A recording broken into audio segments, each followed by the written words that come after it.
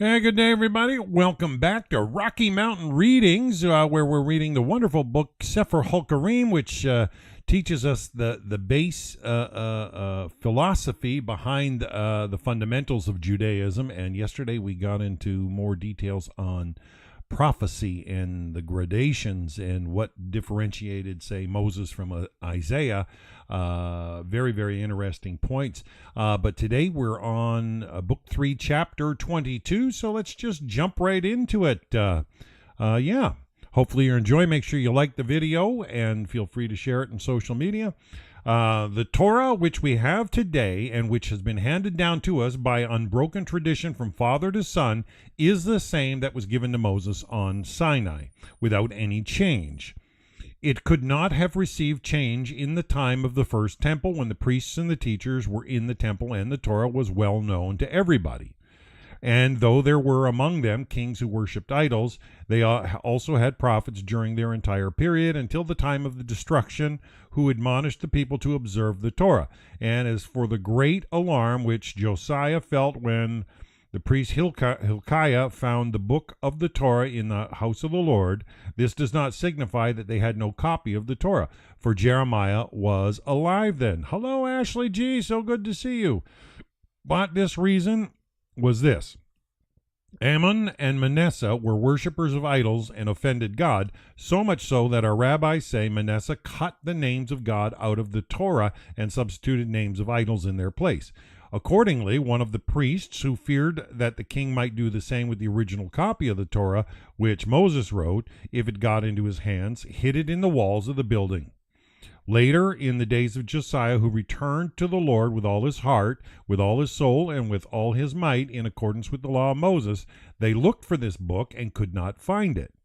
And when they repaired the temple, Hilkiah found it in the wall and was very much elated over it, as if he had found a great treasure. He then sent a message to the king, saying, I have found the book of the law, the well-known book which Moses wrote. He did not say, I found the book of the law. Now, the reason that King Josiah was so alarmed at the find and rent his garments when he heard the words of the book is, as our rabbis explained in the Jerusalem Talmud. The Torah which Moses wrote was rolled up so that it opened on the beginning of Genesis, whereas the manuscript which they found opened on the verse in Deuteronomy. The Lord will bring thee and thy king whom thou hast set over thee unto a nation that thou hast not known. Hi, Guela. Good to see you. This is the reason why the king was alarmed, and not because the people had forgotten the Torah. God forbid. Nor could the Torah have undergone change when the Israelites were exiled to Babylon. For in the beginning of the exile under Jehoiakim, before the destruction of the temple, the craftsmen and the smiths and the leaders of the wise men of Israel were exiled. Daniel was among them, and also the prophet Ezekiel. As we read, one that had escaped out of Jerusalem came unto me, saying, the city is smitten, and all the Jewish exiles who were scattered through all the land of Assyria had in their possession a copy of the law. For even the Cuthians, whom the king of Assyria settled in the cities of Samaria, had a copy of the Torah when the temple was destroyed. The Torah had already spread through all Babylonia and could not have undergone any change by reason of the destruction of the temple. When Ezra returned from Babylon, only a few went with him, while the leaders of Israel and the wise men of those of noble lineage all remained in Babylon. Thus our rabbis say Ezra did not leave Babylon until he made it like fine flour. That is to say, he left those of pure descent and took with him those who were not pure, because he knew that in Palestine he would be able to prevent the Israelites from mixing with them. Thus none of the tribe of Levi returned with him, as we read, and I viewed the peoples and the priests, and found there was none of the sons of Levi. He therefore sent to Babylon, and they sent him 18 persons of the son of Mali. Since therefore all the great men who were conversant with the Torah remained in Babylon, Ezra would not have dared to make any changes in the Torah, for then his Torah would not have agreed with that of all those who remained in Babylon, and who lived in the cities of Samaria and in the land of Assyria and in other places, who refused to return with him. It is true that he changed the mode of writing. This is important, as we said before, in commemoration of the second deliverance. but he was not authorized to make any changes in the content of the Torah. Changing the count of the months from Tishri instead of from Nisan was not regarded as real change, because in the Torah also Tishri was the first month when they computed the sabbatical and jubilee years.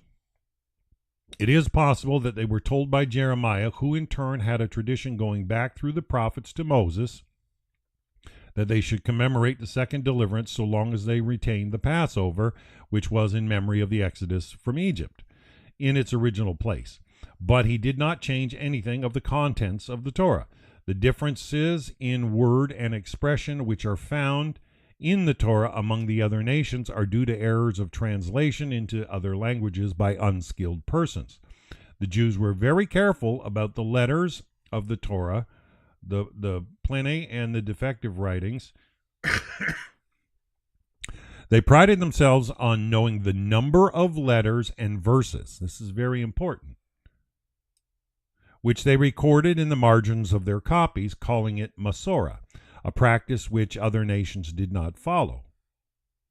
You see how they recorded the number of letters and verses in the end of the Torah scroll. And I remember doing one series with a world-class Sefer who wrote many Torah scrolls, Rabbi Baruch Gardner, and to hear the detail, and you could tell the precision of the man that was working on them. I mean, they have to know all these numbers and letters of verses in the rows going across, and they had to add up, and this is where their gematria comes into play, and their ciphers, which help maintain the integrity.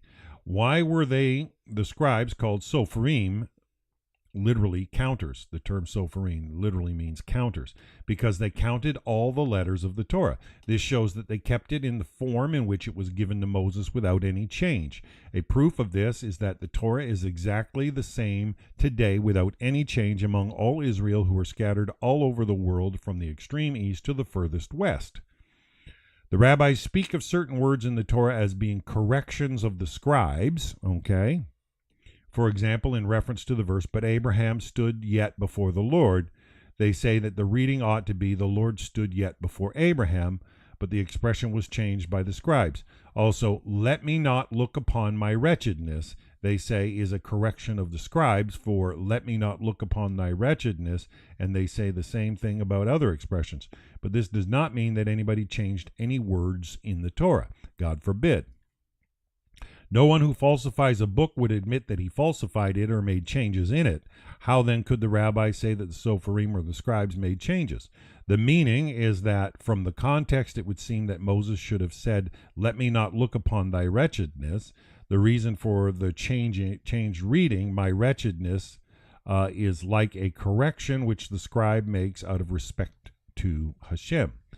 Moses was not speaking in reference to himself, but in reference to God, but he changed the expression by divine order, as a scribe changes an expression by way of euphemism. The other instances must be explained in the same way. Similarly, we must explain the dots which we find in the Torah over the word "and Aaron" in the verse, "whom Moses and Aaron numbered," over the words "and unto us to our children," and in other passages. The word in question remains in the text, and the dot indicates something intermediate between retaining the word and deleting it. The meaning is that though the text reads, "whom Moses and Aaron numbered," the one who did the numbering was Moses, while Aaron was merely with him. And his name is mentioned out of respect for Moses was the important person in the act and not Aaron.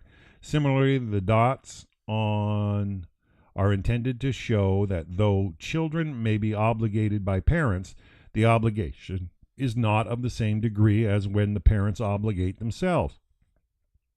The other cases must be explained in a similar manner. Chapter 23. A thing is perfect if we cannot conceive it to receive addition or diminution. Now, since David characterizes the Torah as perfect, it follows that it cannot in any respect be deficient in the realization of its purpose. Now, every written document of whatever nature it be can be understood in two different ways, one of which corresponds to the intention of the writer, and the other is very far from it. Thus, the Rambam says in his epistle on resurrection that the expression, "Hear, O Israel, the Lord our God, the Lord is one," is understood by the Jews to mean absolute unity. Shalom, Al. Whereas the Christians interpret it to teach the Trinity. For this reason, it was necessary, in order that the divine Torah should be perfect and should be understood in the correct way, that when God gave the Torah to Moses in writing, he should explain it to him in the proper manner. Similarly, Moses explained it to Joshua, Joshua to the elders to the prophets, and so from generation to generation, so that there should be no doubt in the correct meaning of the written document. This interpretation of the written law, which Moses transmitted to Joshua and Joshua to his successors, is called the oral law, because this interpretation cannot be in writing, else the same uncertainty of which we spoke would attach to this writing as to the first, and we should require an interpretation of the interpretation, and so on without end. Thus the Mishnah, which is an interpretation of the written Torah, gave rise to doubt and confusion and required other interpretation, namely the Talmud, which Rabbi Ashi composed to explain the Mishnah. The Talmud, in turn, which is an interpretation of the Mishnah, required another interpretation, so there is a multiplicity of commentaries on the Talmud and a variety of opinions, and the same is true of the commentaries. It is clear, therefore, that the written Torah cannot be perfect unless it is accompanied by this oral interpretation, which is called oral law. This is why the rabbis say God made a covenant with Israel only for the sake of the oral law. This is because the written law cannot be understood except with the oral law, and also because the law of God cannot be perfect so as to be adequate for all times, because the ever-new details of human relations, their customs and their acts, are too numerous to be embraced in a book. Therefore, Moses was given orally certain general principles, only briefly alluded to in the Torah, by means of which the wise men in every generation may work out the details as they appear. So hopefully that makes clear sense, folks. These principles are mentioned in Torah Kohanim. In the beginning, in the Bereshia, which begins, Rabbi Ishmael said, 13 rules are applied in the interpretation of the Torah. The inference from a minor to major, similarity in expression. By means of these principles, or any one of them, we may know something that is not explicit in the Torah. So this is a very, very key point that B'nai Noach need to grasp, that there are these 13 rules. But if a thing is expressed in the Torah or is handed down by tradition, the principles mentioned above have no force to abolish the text or tradition. Thus we find in the Talmud the question asked, how do you know? And the answer is, it is halakha, which dates from Moses and Sinai. We also find the expression used by an opponent. If it is a matter of tradition, we will accept it, but if it is a question of inference, we can argue against it. Makes sense? A point which is not handed down by tradition, but is the result of applying one of the 13 principles or some other mode of inference, is liable to be the subject of difference of opinion among the learned men of Israel. Hence, in order to remove dispute as much as possible and make the Torah perfect, divine wisdom decreed that the decision in every generation should belong to the majority of the learned, as we read, to incline after the many. Also, thou shalt not turn aside from the sentence which they shall declare unto thee, to the right hand nor to the left hand. The rabbis comment on this. Even if they tell thee the right is left and the left is right, the meaning is this: every person thinks he has more understanding, judgment, and common sense than the other. And thus even fools and women and ignorant persons speak disrespectfully of the learned and think they have more understanding than the latter. Hence, the text says that even if it appears to one that the learned call the right left and the left right, he must not deviate from their decision, and the power of deciding must always be given to the majority of the learned. And this is why we need to hang on to the hem of the rabbis. And though it is possible that a single individual may be wiser than every one of them, and his view more in agreement with the truth than that of all the rest, nevertheless the rule is as the majority decide, and an individual has no authority to oppose them in a practical decision. This was the point of the dispute between Rabbi Joshua and Rabbi Eliezer in the treatise of Baba Metzia. For though Rabbi Eliezer was more learned than all the rest, and a voice from heaven said, "Why do you dispute with Rabbi Eliezer? He is right every time." Nevertheless, Rabbi Joshua stood his ground and said, "The law is not in heaven," i.e., though the truth may be in the opinion of Rabbi Eliezer, we must not ignore the opinion of the majority and follow an individual. For the Torah was given to us on Mount Sinai, and therein is written, "Incline after the many." If we abandon the majority and follow an individual in one matter, there will be a serious division in Israel in every generation. For every individual will claim that he is right and that the law shall be as he decides. This would destroy the Torah entirely. And this is where we live today in a world where people hold to a lot of relativism here in the West, and it cannot be. It just breeds chaos. We must not therefore abandon the general rule, which is to follow the majority and ignore the individual or the minority, provided, however, that the majority consists of learned men and not ignoramuses. For the masses and the ignorant people are easily persuaded of a thing that is not so, and strenuously insist that it is. Solomon admonishes us against following the masses. And this is, majority rule does not have should never have the right to oppress the minority. There's a state where the rights of an individual have precedence over the desire of the masses, and it can't be two wolves and a sheep deciding what to have for lunch. Democracy, and this is what makes a republic versus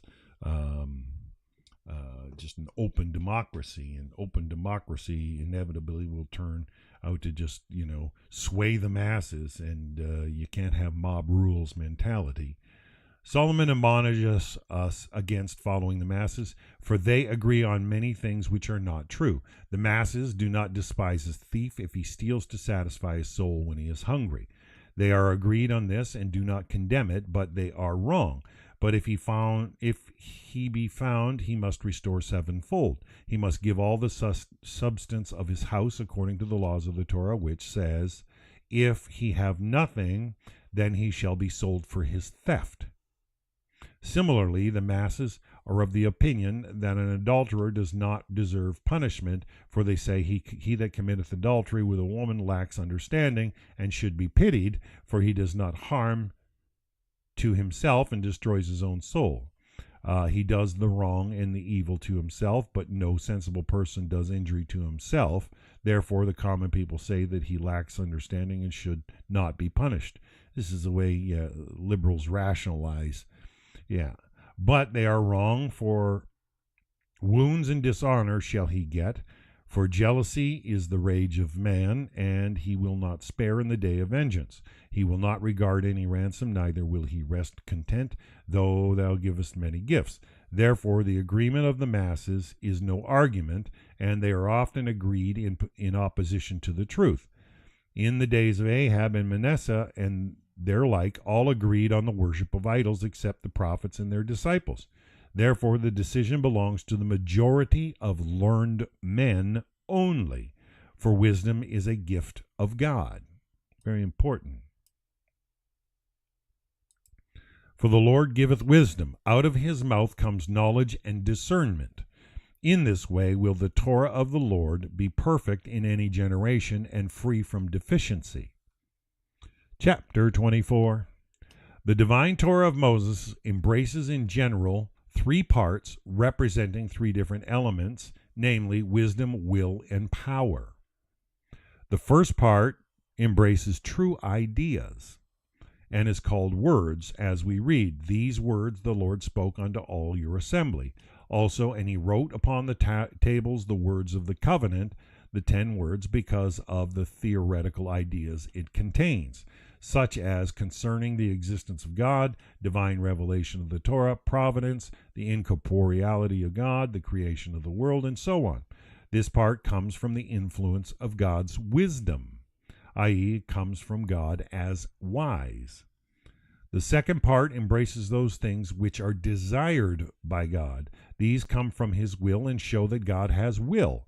They go by the name of statutes and embrace all those commandments whose reason is not known, such as the prohibition of swine's flesh, or of wearing garments of wool and flax mixed, or of sowing diverse seeds, or the commandment concerning the red heifer, and so on, which are royal fiats, things which God willed after he commanded them.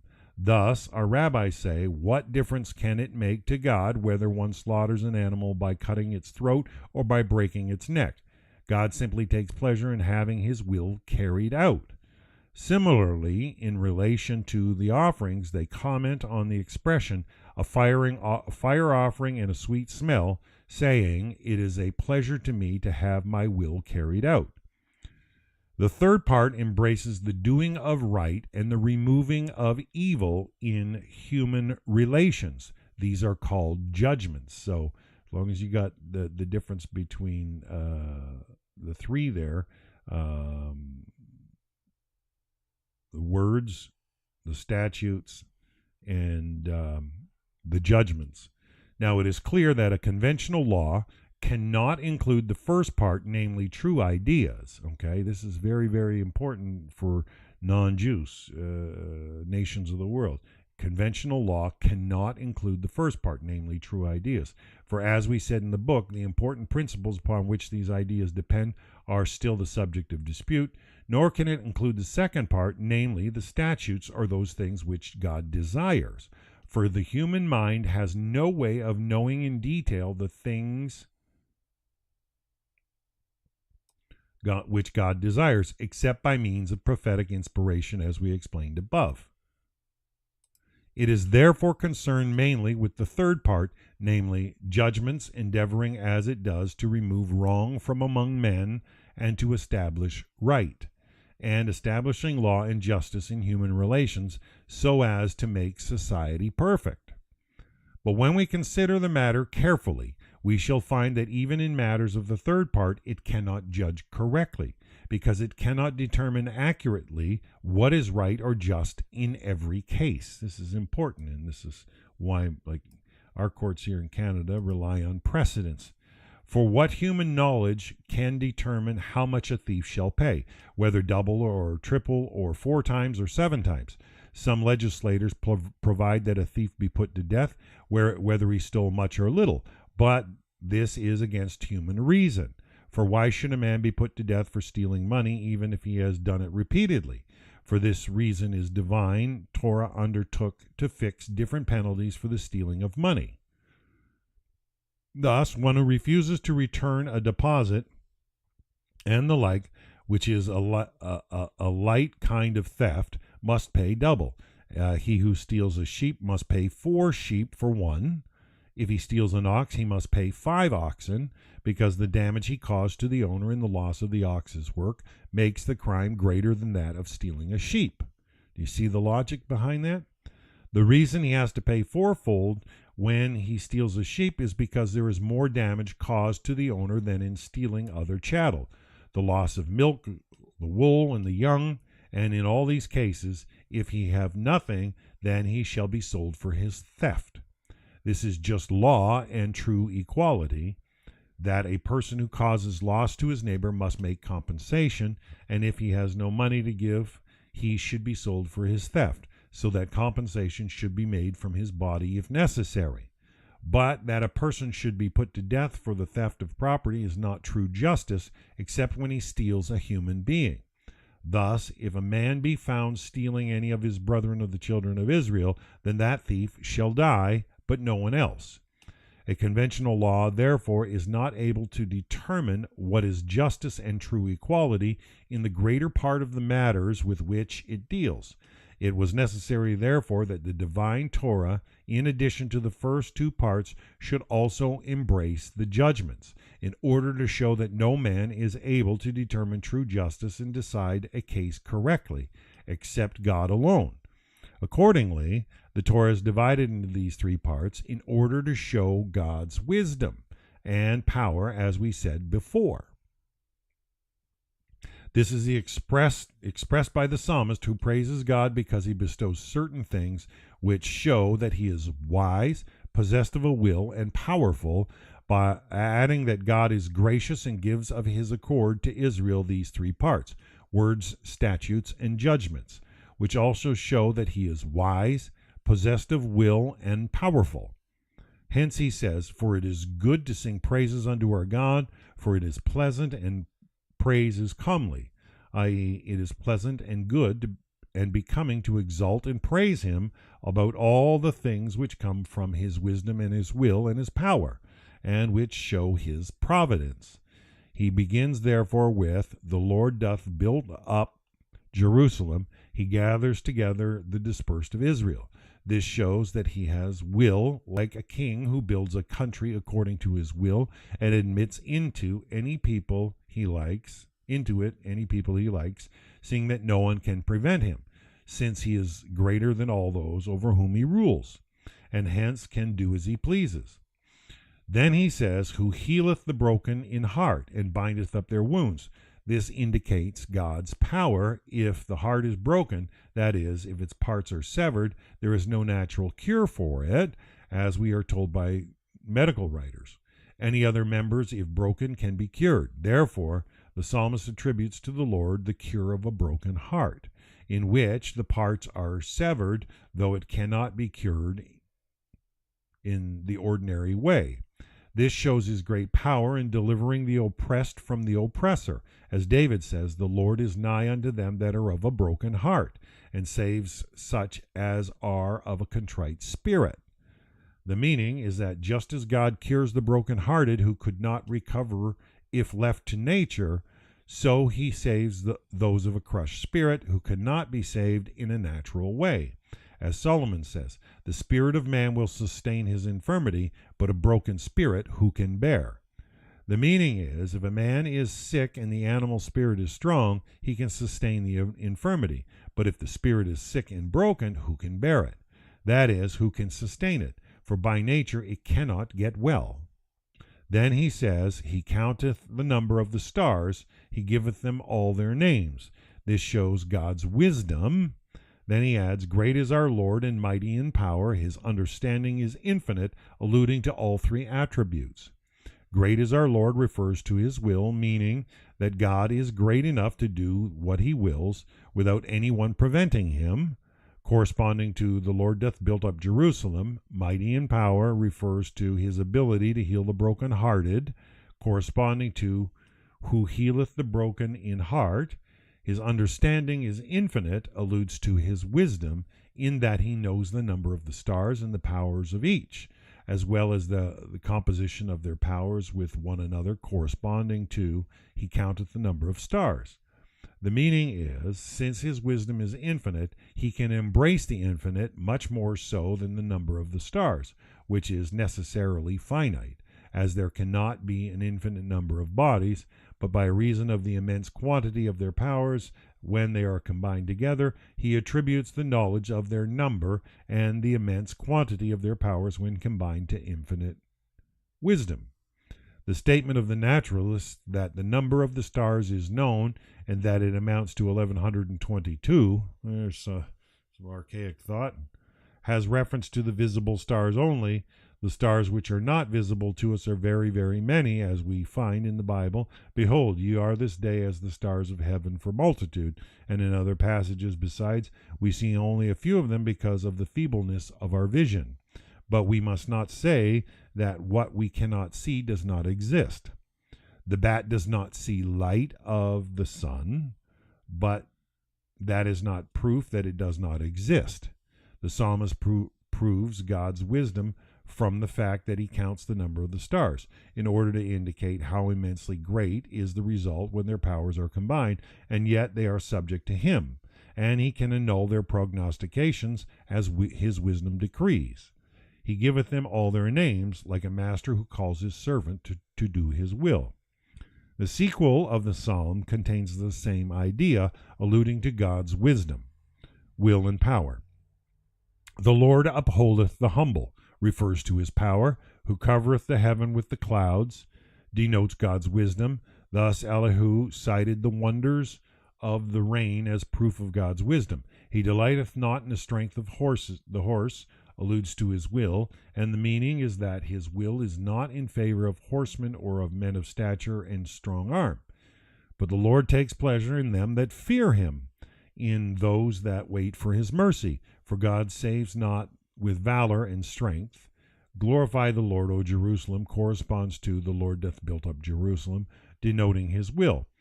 The same idea is expressed in the sequel, where he speaks of the rain.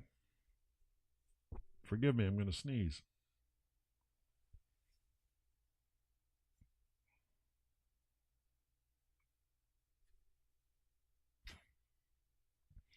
The same idea is expressed in the sequel, where he speaks of the rain and the other things in the world which emanate from God, to indicate that all things come from him and point to his wisdom, will, and power.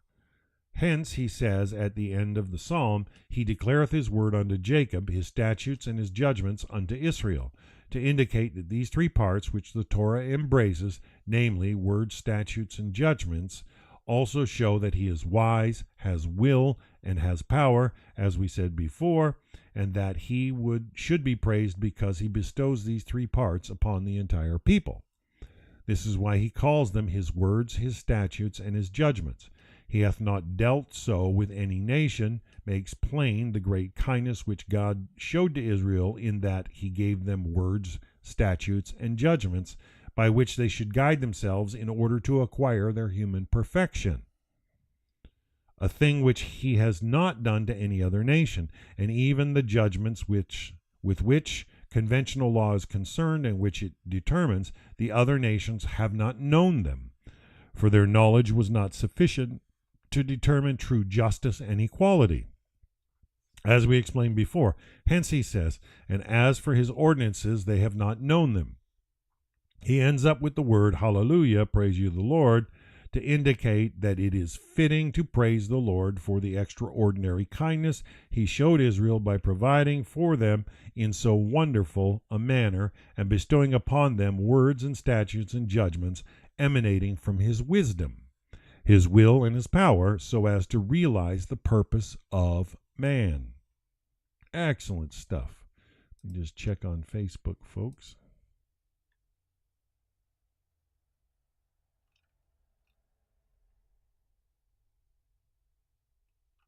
Hopefully the stream's coming through okay, everybody. If it's not, somebody drop me a message and let me know. It seems to be moving fine at the moment. Chapter 25. In a discussion I had with a Christian scholar, he said to me, a thing must be tested by reference to its causes, the material, the formal, the efficient, and the final. If we test the Torah of Moses in this way, we find that it is defective in all four respects. It is defective in respect to its matter, for it contains stories and other matters which are not Torah, i.e. teaching and guidance, whereas the teachings of Jesus has nothing but instruction. It is defective in respect to the efficient cause, because it expresses the divine mystery alluding to the Trinity in a very obscure manner, so that it is not possible to understand from the perfection of the Maker and his attributes, while it is very clear in the teaching of Jesus the Nazarene that God is Father, Son, and Holy Ghost, and that they are all one. It is defective in respect to the final cause, for it says nothing about spiritual happiness, which is the purpose of man. Thanks, Ashley. But speaks only of material happiness. The teaching of Jesus, on the other hand, promises spiritual happiness and not material prosperity. It is defective in respect to the formal cause, for a law should embrace three things: the relation between man and God, the commandments relating to divine worship, called ceremonials in their language, Sere in Greek meaning God, relations between man and man, these are judgments called judicials, rules and principles having their origin in the business transactions of man with his fellow, these are necessary for the maintenance of the social group, relations between man and himself, called morals.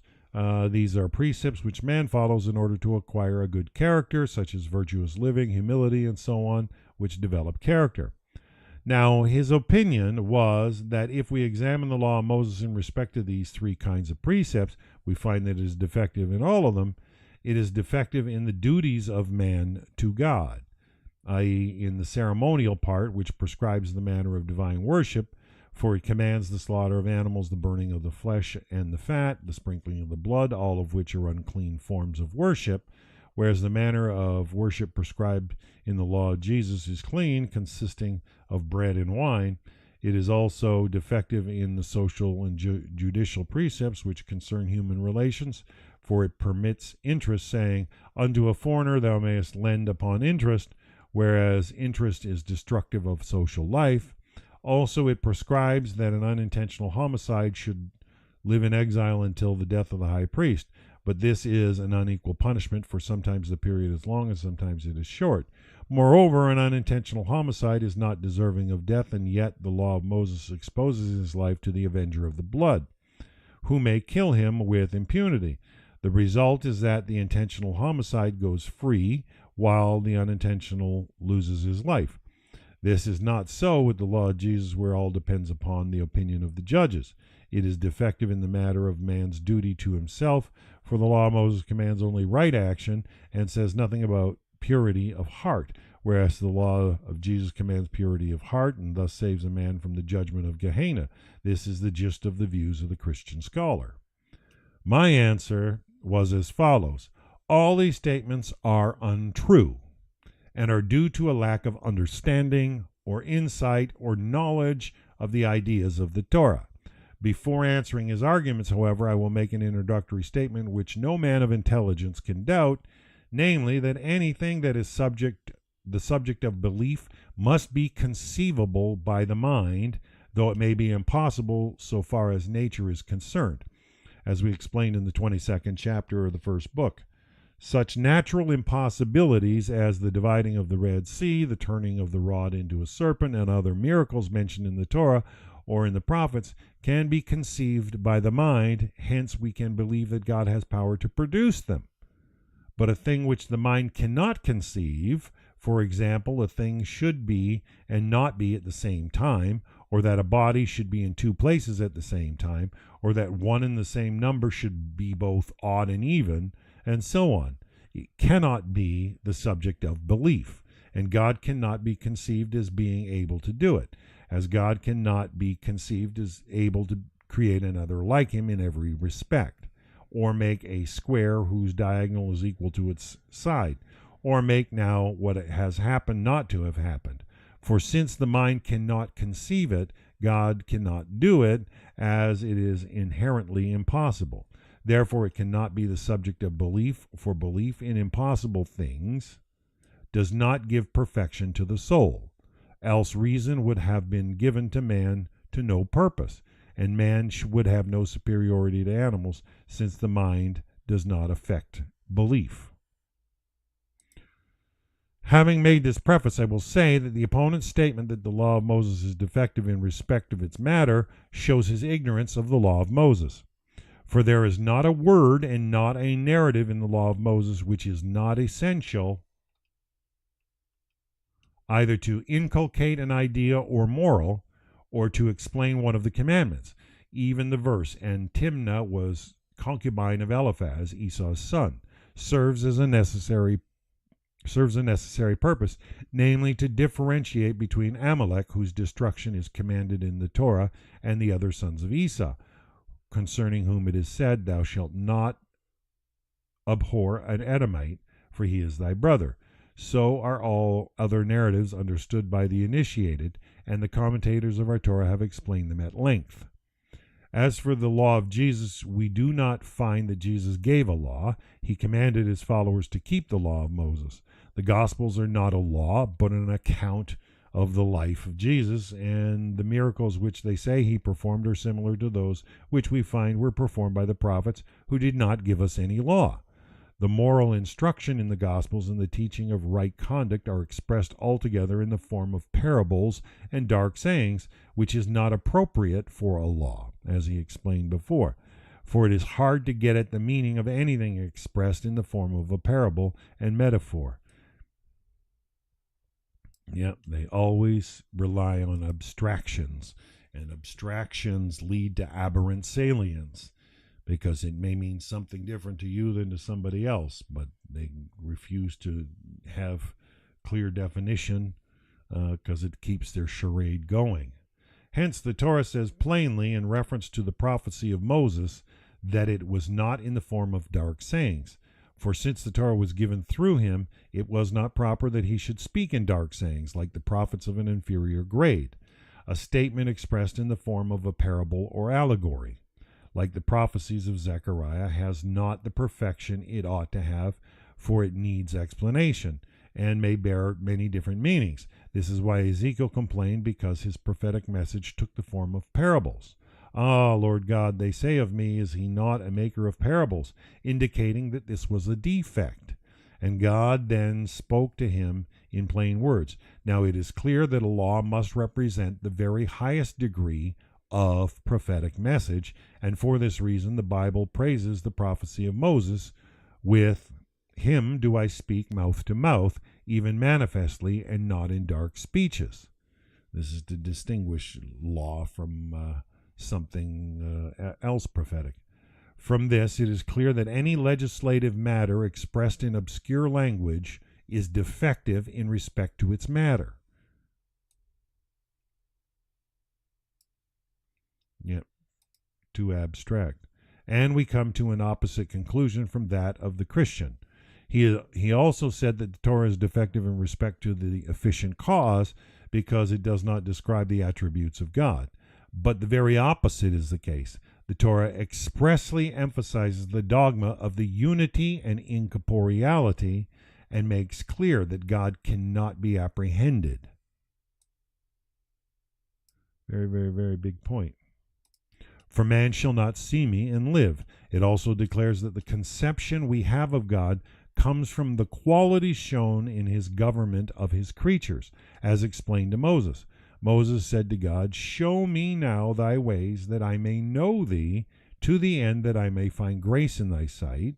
And God replied that the 13 attributes with which he governs his creatures are his ways, which man may know more or less, depending upon the ability of the person, but his essential attributes cannot be known. Very important. The law of Moses says nothing about Trinity because it is not true from the point of view of reason. And the Torah does not inculcate an idea which is not true, such as that 1 is 3 and 3 are 1, while remaining separate and distinct. As they say, the statement of the philosophers that God is intellect, intelligent, and intelligible, and at the same time one, is a different thing, for they do not believe that there are in him 3 different things self-existing. Heaven forbid. They merely say that the one being may be called by those 3 names from 3 different aspects. God himself is a simple intellect without any composition.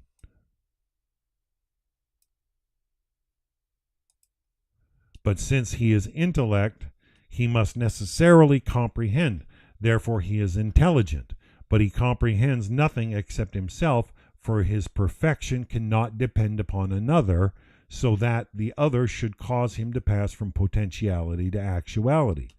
Hence, from this point of view, he is always intelligible, and yet his unity is not in any way changed to plurality.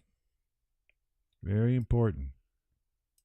But that there should be in him 3 distinct things, each one existing by itself, distinctos an personas, as they say, and that they should nevertheless be one. This is impossible unless 2 contradictories can be true at the same time, which is opposed to the primary axioms and inconceivable by the mind. It's like they try to say an egg has yolk and white and a shell, but it's still one egg, and yeah, just because it's got multiple parts doesn't make it divisible from being one egg. You know, it's not two eggs or three eggs. For the same reason, the Torah rejects corporeality and admonishes us not to believe in it. Take ye therefore good heed unto yourselves, for you saw no manner of form, lest you deal corruptly and make you a graven image, even the form of any figure. As for the statement that the Torah is defective in respect of its purpose because it does not speak of spiritual happiness, this is not true. There is an allusion which the wise understand, as we shall explain in the fourth book with God's help. The reason this point is not clearly stated and at length is because the Torah was not given to the wise and intelligent only, but to all people, great and small, wise and foolish. It must therefore contain such things as are understandable of all and calculated to inspire belief. Now those things which we can perceive by every one with his senses inspire strong belief, whereas those things which are apprehended by the intellect and cannot be perceived by the senses, being understood by the wise only, the conceptual, do not inspire belief at all. The people say that that which cannot be perceived by the senses is improbable and untrue. For this reason, the Torah of Moses promised explicitly corporeal rewards. Okay, that's all it speaks about, is corporeal rewards, which everyone can see and perceive with his senses, whereas intellectual things, which the intelligent alone understand, are contained by way of illusion. The purpose is that everyone may understand according to his ability that through the Torah is obtained all corporeal and spiritual happiness, so long as sin does not prevent. Nay, the corporeal rewards which cannot be obtained in the ordinary way of nature are evidence of spiritual rewards. Balaam also, who was a great sage and a prophet, though not a member of the Israelitish nation, testifies to this end. He said, "Let me die the death of the righteous, and let my end be like his." It seems that through his wisdom or prophetic inspiration, he understood that Israel had an end and a hope after death. Hence, he expressed the desire to have after his death such an end and hope as Israel had. He understood that the providence in this world proves happiness in the world to come, and especially when extraordinary miracles take place constantly in the life of a nation, it is proof of their spiritual happiness in the next world. During the whole period of the first temple, prophecy existed in Israel continually, and even in the time of the second temple, when there was no prophecy, the people often had their questions answered by a voice from heaven. And there were other miracles taking place constantly. For example, every 6th year the land produced enough for 3 years. As we read, "I will command my blessing upon you in the 6th year, and it shall bring forth produce for the 3 years."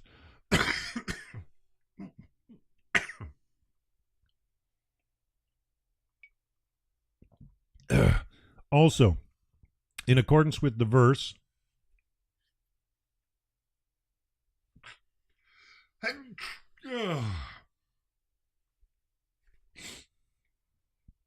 I got dust.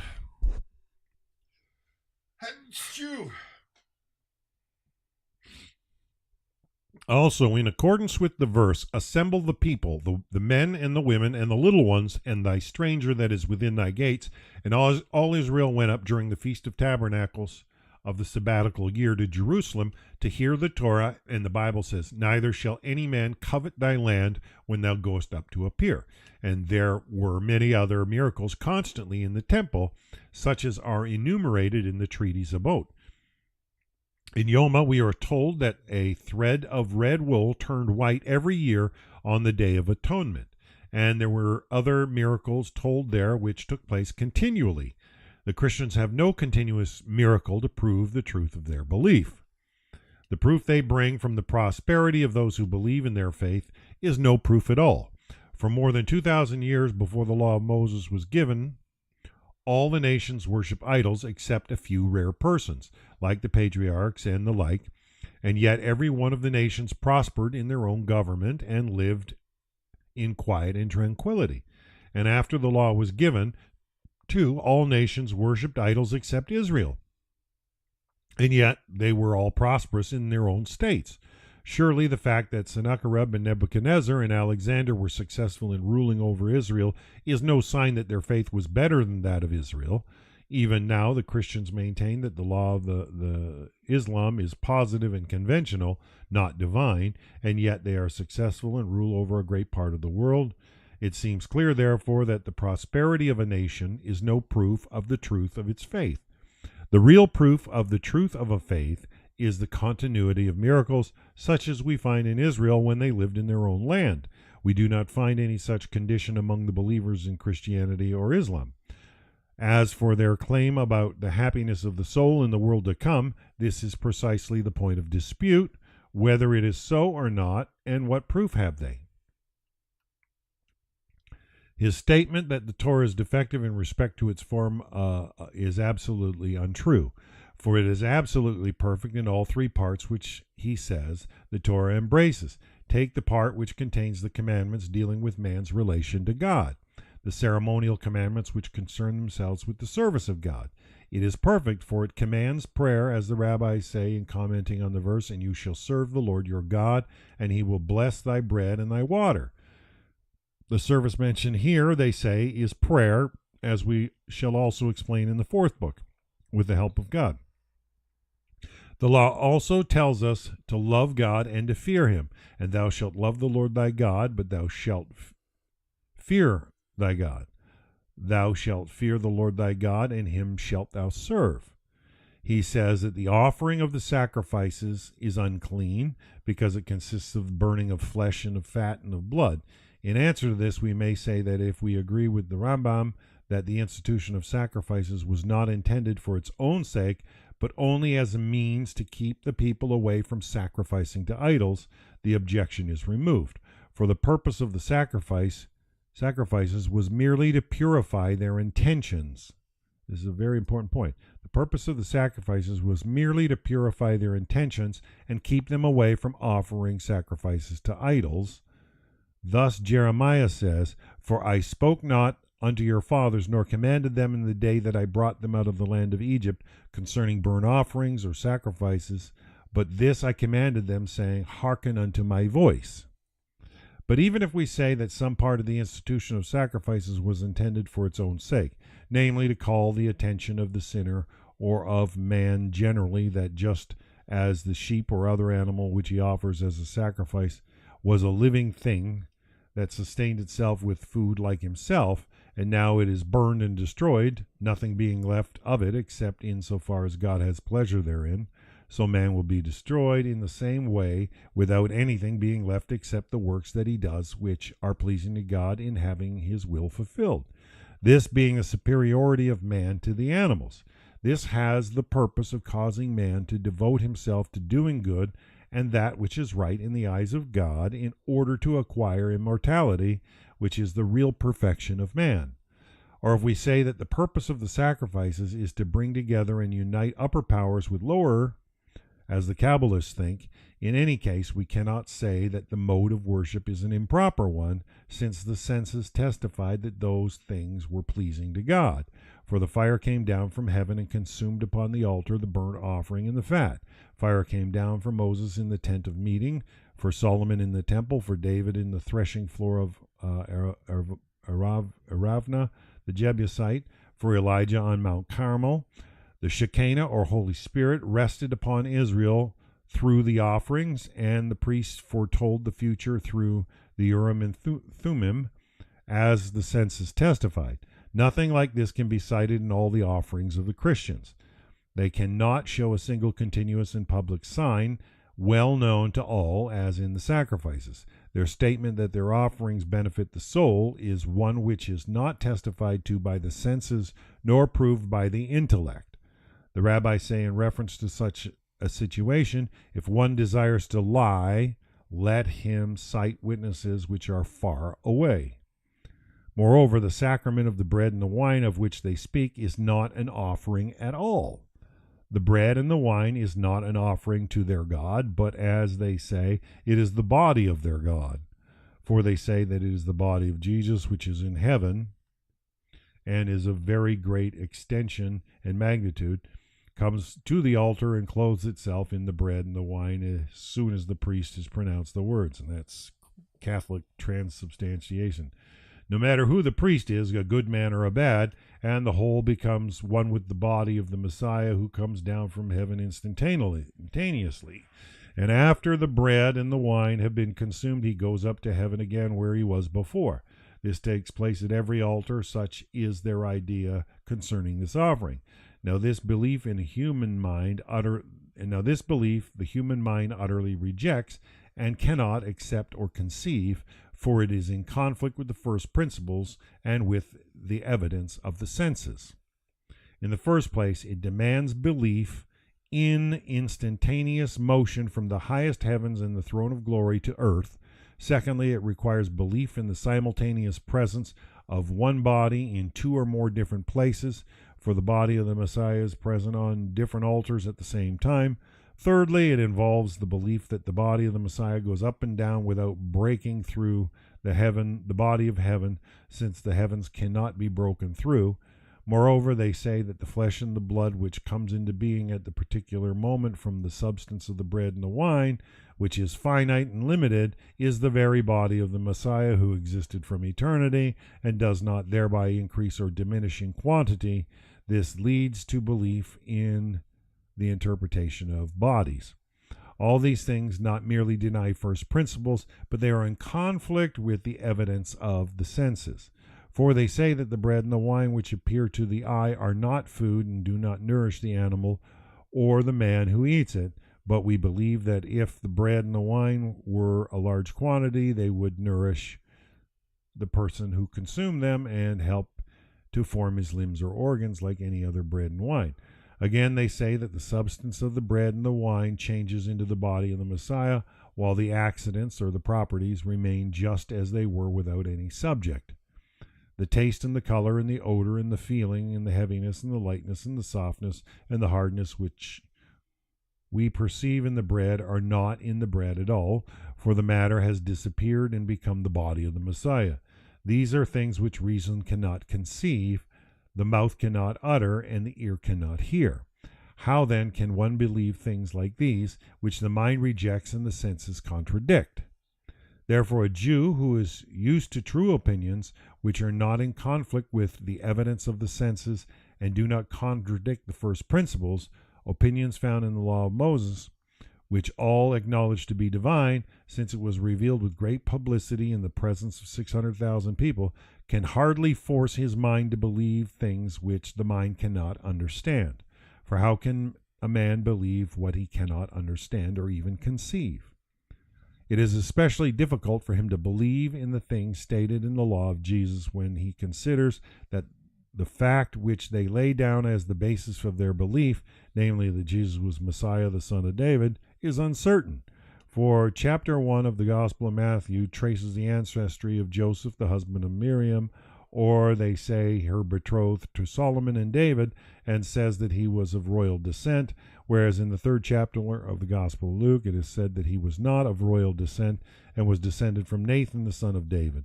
Both of these genealogies concern Joseph alone, for they say that Joseph never knew Miriam either before the birth of Jesus or after.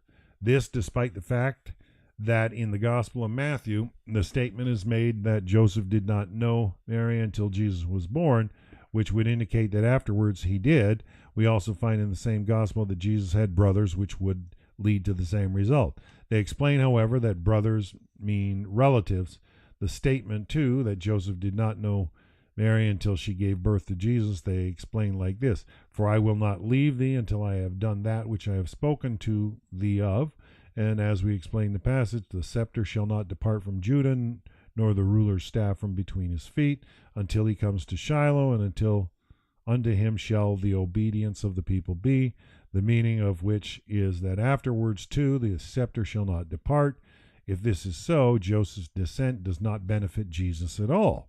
And how do we know the genealogy of Mary? Yeah, I think Rabbi Singer covers this material very, very thoroughly. Moreover, how can a Jew who is familiar, and just so you can see, his stuff is written 600 years ago. Moreover, how can a Jew who is familiar with the Bible and sees that the biblical passages cited in the gospel and in their other books as evidence do not prove the thing intended at all? How can such a person bring himself to believe in their ideas? Thus it says in Matthew that Jesus was born of a virgin to fulfill the words of the Bible, behold, a young woman shall conceive.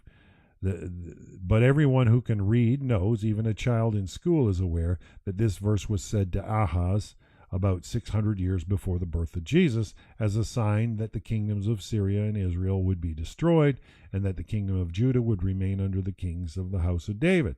How could Jesus' birth of a virgin be a sign to Ahaz? In the second chapter of Matthew, it says that Herod killed all the young males whom it calls innocent, to fulfill the verse of the Bible, Rachel weeping for her children. But it is obvious from the context that the expression refers to the exile back at the time of the first temple, for we read in the same place, and they shall come back from the land of their enemy, and thy children shall return to their own border. I have surely heard Ephraim bemoaning himself, turn thou me, and I shall be turned. And there are other verses quoted in the Gospels and interpreted erroneously. All this prevents one believing that the law of Jesus is divine. One is rather inclined to believe that it is a conventional law laid down by persons who were not familiar with the Bible and did not understand the meaning of the text, nor did they take the trouble to understand the manner of worship in the law of Moses, or to note that divine influence was bestowed upon Israel through the offerings at the time of the temple, and that the perfect worship of God at all times and places is to carry out the commandments. In that part of the commandments which pertains to the relations between man and which are called the judicials, the law of Moses is more perfect than any other law. It enjoins upon us the love of mankind, and thou shalt love thy neighbor as thyself. It forbids hatred. Thou shalt not hate thy brother in thy heart. In respect to the stranger, it says, and you shall love the stranger, and it admonishes us not to vex him. He shall dwell with thee in the midst of thee, in the place which he shall choose within one of thy gates, where it liketh him best, thou shalt not wrong him. And this applies not merely to a proselyte, but also to one who is not converted to Judaism, provided he does not worship idols. The Torah also commands to be kind to him. Thou mayest give it to the stranger that is within thy gates, that he may eat it. This refers to a foreigner living in the land of Israel who is permitted to eat the flesh of an animal that dies of itself. Interest is permitted to be taken only from a foreigner who worships idols, as the Bible says, unto a foreigner thou mayest lend upon interest. One who worships idols and refuses to carry out the 7 Noachian commandments, which the stranger observes, may have his life taken too, according to the consensus of all religions. Even the philosophers permit to take his life. Kill the one who has no religion, they say, and so the Torah also admonishes us in relation to idolaters. Thou shalt not save alive nothing that breatheth. Now, if it is permitted to take his life, surely one may take his property. The idolater should be killed and deserves no pity. In the other rules of the Torah is more perfect than other laws, for it measures the proper punishment according to the magnitude of the wrong, as we explained in the preceding chapter in connection with the punishment for stealing property. As to the rules relating to the unintentional homicide, we must bear in mind that an unintentional homicide is often very close to an intentional one. Therefore, the Torah permits the avenger of the blood to take his life in order that a person may be very careful in this matter. That this explanation is correct is proven by the fact that if the homicide could not avoid the result, he does not have to go into exile, and the avenger of the blood is guilty of the capital offense if he puts him to death. For example, if he threw a stone and the other put out his head and was struck. The reason for making his return from exile dependent on the death of the high priest is explained by the rabbis as follows. This matter is made dependent on the life of the high priest, they say, in order that he may be careful to pray for mercy in behalf of his contemporaries, that no wrong may occur on account of them. Besides, it is generally the case that the righteous bear punishment and suffering for the sake of the common people who are sinful. Thus Ezekiel was told by God to lie on his side and endure suffering, so that he might bear the iniquity of the house of Israel. It is not to be wondered at, then, that the priest is punished for the iniquity of the people. The real and extraordinary wonder is that anyone should say that the laws of the Torah of Moses, which is divine, are defective and are completed by the laws of Jesus. The laws of Jesus has no civil laws governing human relations. The Christian follow their civil life in their civil life the rules of learned men by order of the emperor or of the pope. How is it that rules which are laid down by learned men on the basis of human opinion should supply the defect of the rules in the law of Moses, which is divine? And even if the rules were laid down by the apostles, they could not improve upon the rules of the laws of Moses, since this is not a matter that depends upon belief. Yeah, I find Rabbi Singer's material covers a lot of the points that he brings to light 600 years ago. A still more important consideration is that a person should correct only that which he knows. But the apostles, as it seems, were not familiar with the law of Moses, for we find in the 7th chapter of Acts of the apostles that according to Stephen, Joseph brought his father Jacob to Egypt with 75 souls. Then Jacob and his ancestors died and were buried in Shechem, in the cave which Abraham bought with silver from the sons of Hamor, the son of Shechem, all of which is different from the explicit account of the Torah. In the book of Genesis, section Vayigash, all the persons are enumerated by name who came to Egypt with Jacob, and together with Joseph and his sons there are not more than 70. And we have an explicit statement, thy fathers went down into Egypt with 70 persons. The cave which Abraham bought was in Hebron and not in Shechem.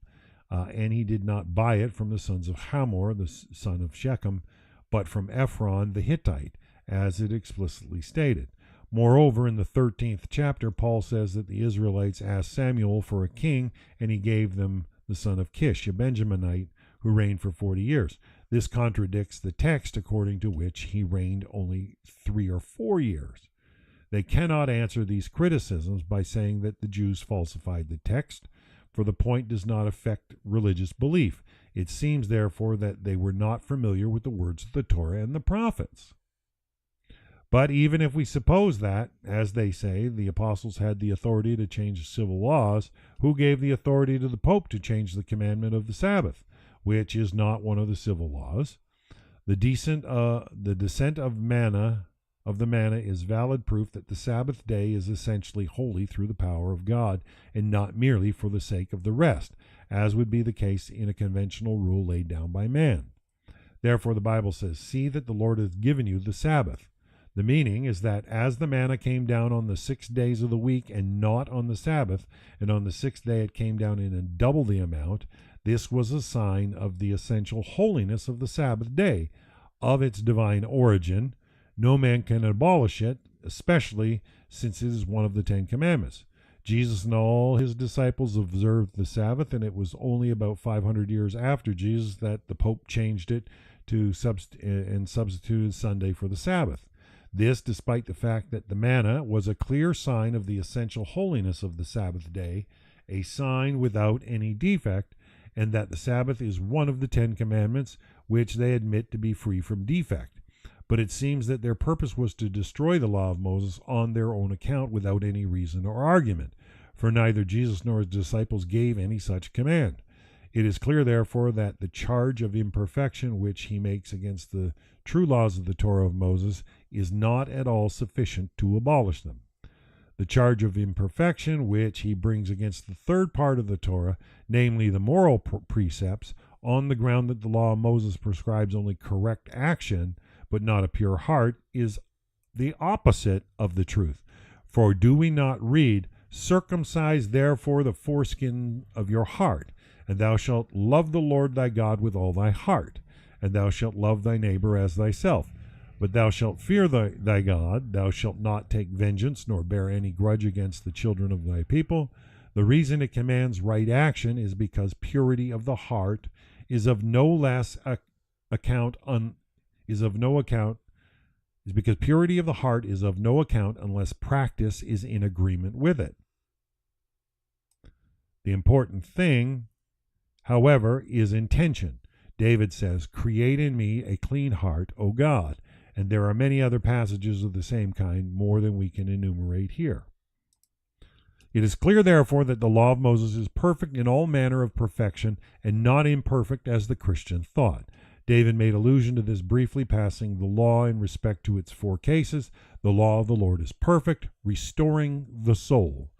The word law refers to the material cause, and in calling it Torah, teaching law, he indicates that all the narratives in it, like those of the drunkenness of Noah and Lot, and so on, were put there to give rules and regulations and guidance, and for no other purpose. The expression, the law of the Lord, indicates that it is perfect in respect to the efficient cause. For since the efficient cause is God, it cannot have any of the defects which may exist in human law.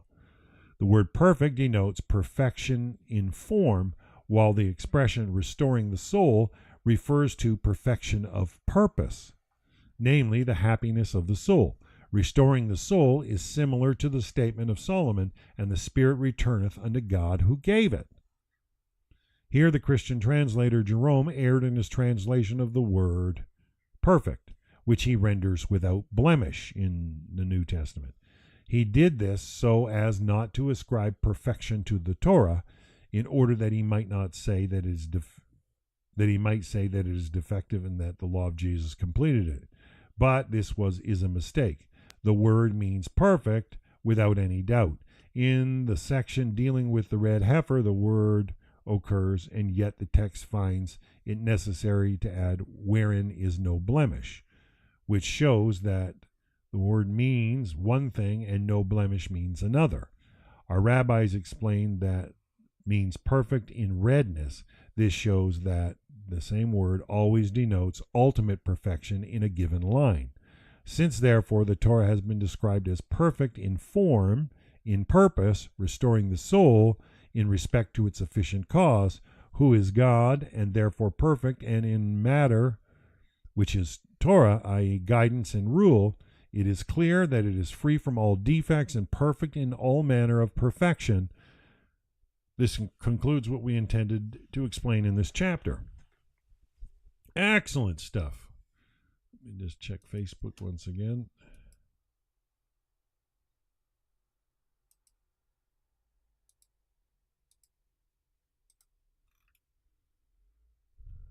All right, audio frame rate and megabytes per second all seem fine.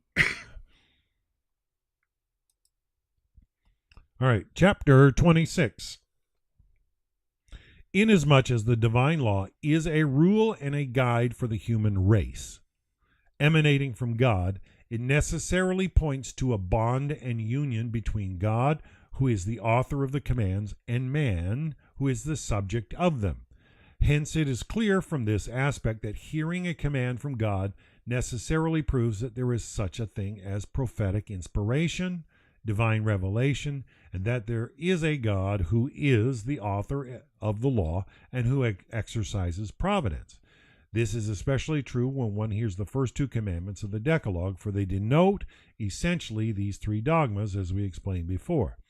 Nevertheless, God desired to let Israel hear from his mouth the 10 commandments, so as to indicate all those duties which a man becomes liable to by reason of this bond between God and him, both from the point of view of the master, who is the author of the command, and from the point of view of the servant, who is the subject.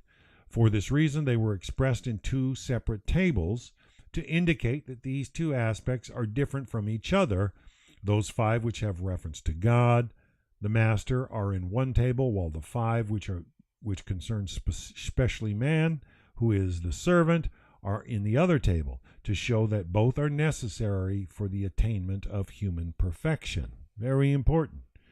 The 10 Commandments are general rules embracing the 2 classes of commandments as follows.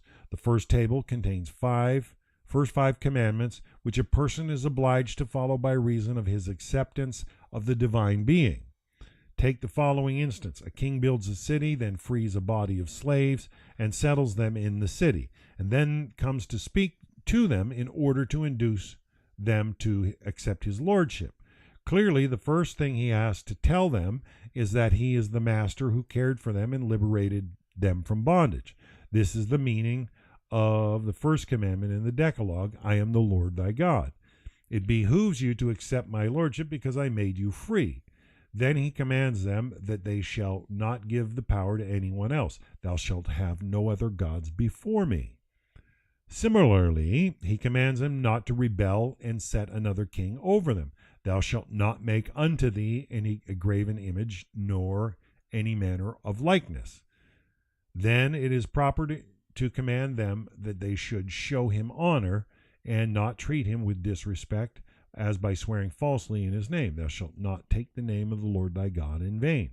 Then it is necessary that he should fix a mode of commemorating the building of the city, for in this way they will remember that they have a Lord who built the city, and that they had been freed from slavery and settled therein. For this reason he commanded them to keep the Sabbath, which bears allusion to the creation of the world and the deliverance from Egyptian bondage. The rabbis say, remember and keep were pronounced in one statement. The meaning is this: the Sabbath is not intended merely to signify the existence of an agent who created the world, as indicated in the commandment beginning with the word remember. The philosopher, too, believes in the existence of such a being, and no one denies it except the sect of the Epicureans. The main reason for the Sabbath is to show that there is a being who acts with will continually, even after the creation of the world. This is alluded to in the commandment beginning with the word keep, mentioning it as it does the deliverance from Egypt, from which it became known that God acts with will and desire. And not only at the time of the creation of the world, but even after the world has come into being, he exercises providence and changes nature, compelling it to perform his will and desire at all times, as he did in delivering Israel from Egypt, to refute the notion of those who say there is nothing new under the sun. Hence the rabbis say that the commandment beginning remember, which calls attention to the existence of a divine agent, and the commandment beginning keep, which calls attention to the existing of a divine agent who acts continuously with the will and exercises providence, both were said in one word or command, i.e., in the word which commands the Sabbath. For the purpose of the Sabbath is to call attention to the existence of a divine agent continually acting with will and exercising providence, and not merely to teach the existence of a divine agent. Consider this carefully, for it is a wonderful interpretation of the rabbinic passage, which I have not seen adequately explained by any of the commentators.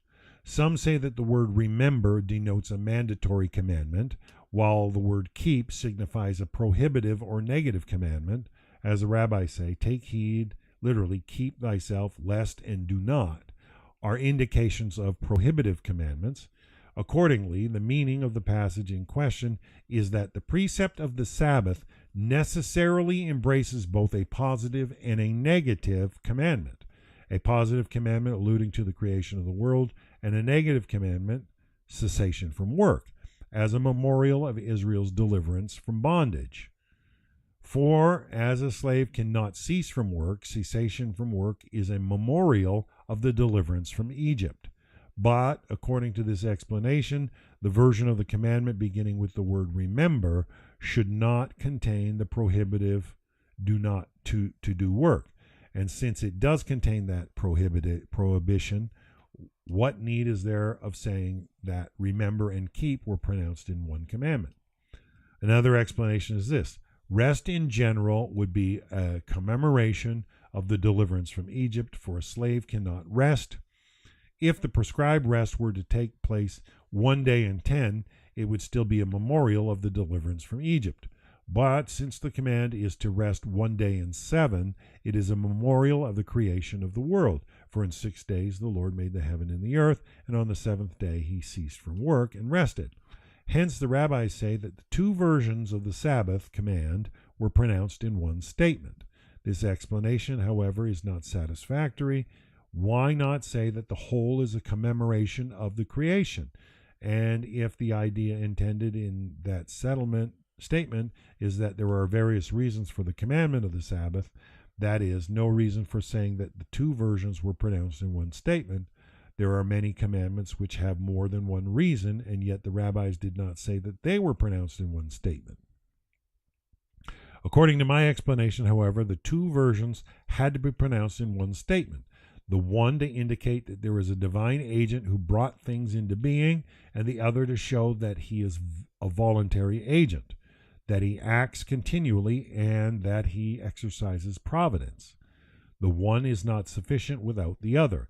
The Sabbath day, therefore, points to both these ideas because they are both necessary for a proper conception of God. Wow. According to the rabbis, there is still a third idea contained in the commandment of the Sabbath. All agree, they say, in the treaty Shabbat, that the Torah was given to Israel on a Sabbath.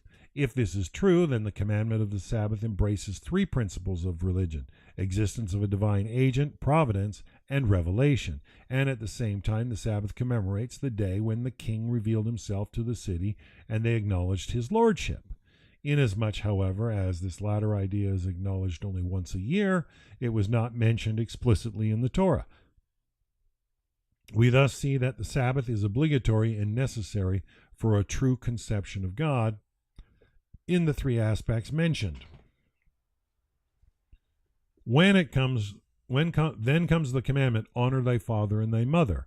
For it is well known that the king who built the city does not reveal himself every day to the men of the city. And while the men of that generation who saw the king come into the city remember that he built the city and freed them from bondage, and that they accepted his sovereignty, those who come after them, having never been slaves and not having seen the king enter the city, they may rebel, thinking that the city has always been theirs and that they have no overlord. There is no way of escaping such folly except by submitting to parents and receiving instruction from them. For the parents will inform their children that they were slaves and that a certain lord freed them from bondage, and it was he who built the city and settled them therein. Hence it was necessary, in order that the rule of the king throughout the city and the benefit he conferred upon them in freeing them from slavery might not be forgotten, that children of every generation should obey their parents and accept their instruction. Hence the fifth commandment, honor thy father and thy mother, teaches respect for tradition, that a person should follow the tradition of the fathers, which is a fundamental dogma of all religions. Their existence cannot be conceived unless a person is obedient to the tradition of the fathers and the wise men of that religion. We did not count it among the primary or derivative principles because it is a particular command. Obedience to parents is expressed in the words, honor thy father and thy mother. Obedience to the learned and the wise is taught in the expression, thou shalt not turn aside from the sentence which they declare unto thee to the right hand nor to the left. This commandment completes all those things which concern the relation of man to God, the things which the servant must do in relation to the master. It's the way the Jews view it. Then the Bible inculcates those general principles which men must have as social and political beings in order that the political group may be perfect. Now this affects B'nai Noach for sure. The first commandment is to preserve his fellow man's body. Thou shalt not murder. Then comes the command to preserve his neighbor's property. Thou shalt not steal, which is to be understood literally. Then comes the commandment to preserve that which is intermediate, as it were, between man's body and his property, namely his wife. For the wife is, in a sense, the man's body, as it were, and in a sense, as it were, his property. Thou shalt not commit adultery. Then he adds that it is not sufficient if one refrain from injuring his neighbor in his body or in his property or his wife, but that he must take care not to injure him even by word. Thou shalt not bear false witness against thy neighbor, nor even by a thought. Thou shalt not covet thy neighbor's wife, nor his field, nor his manservant, nor his maidservant, nor his ox, nor his ass, nor anything that is his neighbor's.